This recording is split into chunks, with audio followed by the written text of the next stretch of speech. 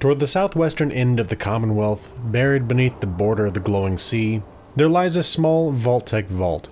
Within this shelter, the Vault-Tec Corporation conducted an experiment that managed to be both genuinely helpful and callously evil. I'm the Irresolute Cartographer, and this is the story of Vault 95. When the residents of Vault 95 filed into their new home on the day of the bombs, they must have noticed something kindred in their new neighbors. They were all addicts. Whether their drug of choice was something socially acceptable like nicotine or alcohol, or an illegal substance like Med-X or Psycho, they all bore the weight of chemical dependence. When the door rolled shut behind them, it sealed them off not just from the nuclear detonations outside, but from the world that had fed their habits. Within the walls of the vault, these addicts found the perfect environment in which to get clean. None of their addictions could be fed. The vault was dry. Instead, they found support groups and a well-stocked medical bay that could keep them alive during the worst of their detoxing. The overseer of the vault wasn't a figure of authority, but an elected servant and supporter. When residents made mistakes, they weren't punished. They were instead encouraged to follow the right path and given positive reinforcement in that effort. Without any option to relapse, the residents found their way to living a clean and sober life, just as Vault-Tec hypothesized they would. Unfortunately for those involved, this was only the first half of the experiment. Hidden amongst the residents, there was a saboteur, ready to ruin their progress for the sake of science.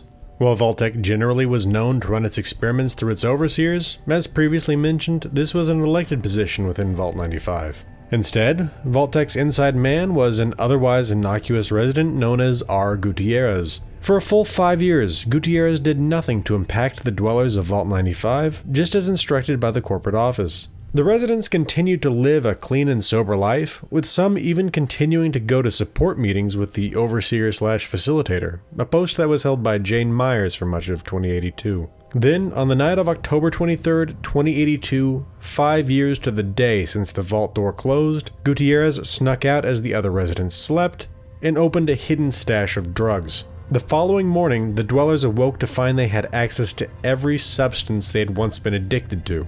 While some fled the sight of the chemicals that once held them, others rushed forward, desperate to get a fix. Fighting broke out, and soon there were killings. Those who had chosen to hide in their rooms could hear the gunfire outside. 5 years of sobriety turned into an orgy of drug-addled violence in the course of a single day. In the end, even some of those who initially resisted turned to drugs when it seemed all was lost. Whether the residents that survived the revelation of the drugs fled the vault or died within is unknown, but for the next 2 centuries or so, the vault was effectively abandoned.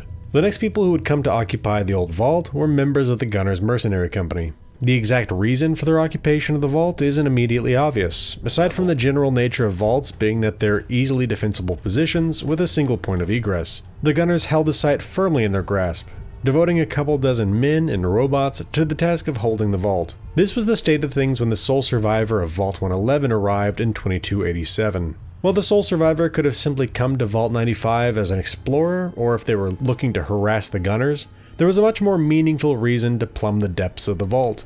In the heart of Boston, the sole survivor found a cage fighting venue known as the Combat Zone. When the audience didn't care for the sole survivor's presence in the club, they decided to rectify that problem with a fight to the death. In stepping over the bleeding corpses of the intolerant spectators of the Combat Zone, the sole survivor met Kate, one of the more prolific cage fighters. Without an audience to watch her compete, her manager Tommy Lonigan gave her contract to the sole survivor. Together, the two of them wandered the wastes, fighting the myriad threats Boston had to offer. Over time, Kate came to trust the sole survivor, and eventually felt safe enough to share her terrible secret. She was a psycho addict and had been for many years. She wanted to be free of her habit, but was having no luck kicking it on her own, so she asked the sole survivor for help. She had heard that Vault 95 was home to a machine that could cleanse her of her addiction, and felt that if it still existed, it was her only hope of getting clean. The sole survivor agreed to help, and together they traveled to the vault. Once they fought their way in, they found their way to the clean room. Here, Vault-Tec had installed a device that allowed for a rapid, albeit painful, detox. Though she feared what this device would do to her, or even that there may not be anything of her that the drugs hadn't eaten away, she climbed into the chair and waited for the sole survivor to initiate the purge. Over a few excruciating seconds, the addiction was flushed from Kate's system, and when it was over, she was finally free for the first time in years. Together, Kate and the sole survivor left the vault, closer than Kate ever might have believed possible at the outset. With that said, we've pretty much reached the end of the story of Vault 95, but before closing things out, I have a few notes. First of all, there are a few other reasons to visit Vault 95. Just as with many other locations in the Commonwealth, Vault 95 is the target of randomized faction quests, so it's possible that the sole survivor would be sent here to kill things or gather technology. Second, I'll produce a full video covering the companion Kate at some point in the future. I think I went as deep into her story as is necessary to explain her relationship with Vault 95, but there's a lot more to say about her. Just as with McCready and Curie, I'll cover her in more depth in the future. Third, I don't really know what it was that happened to the reactor level of Vault 95. It's clear that there have been some wall collapses and that one of the reactors has been damaged, but it's not really clear as to how. The one thing that does seem apparent is that it happened around 2082, as there are vault suit-clad skeletons that are laid out in front of it.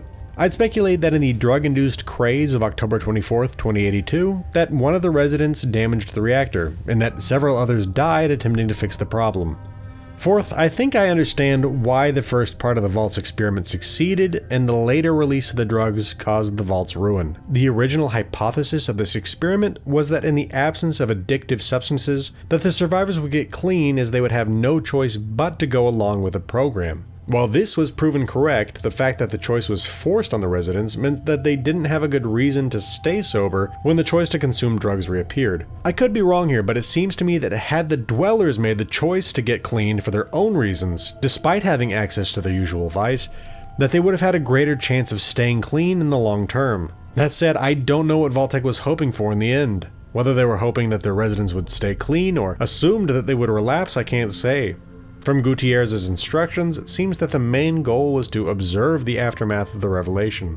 Lastly, it seems odd that the clean room and the rapid detox device made no appearance in the story of the vault prior to its use by Kate. We don't know whether it was used to help the more extreme addicts, or if it sat vacant through the original habitation. Alright, I think that'll do it for the story of Vault 95. Follow me on Twitter for lore video announcements at Gaming with Maps. My Discord is open to the public, there's a link in the channel's banner.